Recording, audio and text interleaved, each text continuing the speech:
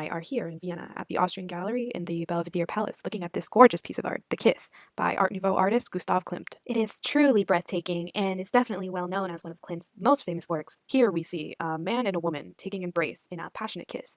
Klimt here seems to be very intent in capturing the emotion in this piece. Yes, it is very emotional, but also in a sense reminiscent of the divine. The gold foils and ornate detailing in this piece seem to be inspired by early medieval and Byzantine mosaics in icon portraiture, especially in the gold foil and halos seen surrounding these figures. One thing to take note of in this piece is the gorgeous abstractification, especially in the clothes. The contrast between geometric, masculine shapes versus the organic, feminine shapes is simply astounding. And the expression on these figures, pure genius. The woman's face is in a frontal pose, yet turned to an almost perfect 90-degree angle. This piece is painted on a perfectly square canvas. The woman seems to carry a sort of passive and peaceful expression, while the man is more dominant and assertive as he approaches her from above. Another thing to observe in this piece is that even though the figures are engaged in this passionate embrace, there seems to be a removal, or more accurately, disguising of the sensuality in this piece. Right, this piece seems to place more emphasis on spirituality and the mind over the body, which sharply contrasts with the intense sensuality represented in paintings during the Romanticism movement. Because of this modernization of Vienna going on during this time,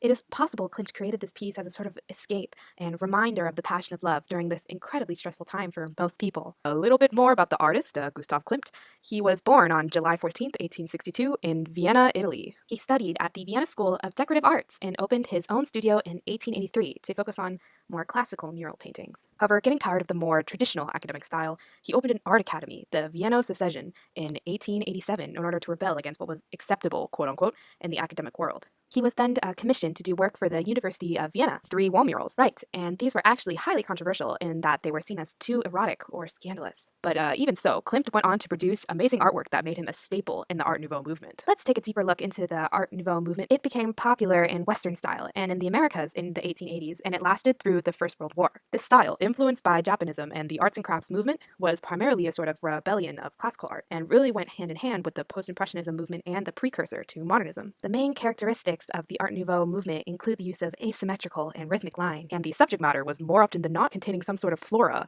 or natural element, which was a massive inspiration for this art style, to say the least. Many artists used organic contour lines with such an intriguing sense of force and movement. Yes, the line was definitely the main element of design many artists focused on, as it allowed the artist to prioritize structure over fluidity. The main objective of these artists was to break the status quo and aim to capture the synthesis of art and craft, a sort of spiritual uplifting, if you will. They aimed to capture a total work of art that captured not only the craft but the mind of the artist. But nonetheless, the main objective of these artists were to make a change and to rebel. One of the most well-known artists of the Art Nouveau movement is Henri de Toulouse-Lautrec. He is responsible for the headway of the Belle Époque Society, a revolution of a new woman who rejected the conventional ideas of femininity, domesticity, and subversiveness. So the Art Nouveau movement really did reflect a sort of a modernization and break from traditionalism. And the pieces created seemed a lot more illustrative. You could definitely see the individual styles of the artists really shine through here. Yes, Beth, this truly is a wonderful, groundbreaking art movement that really shaped modern art today in the 21st century.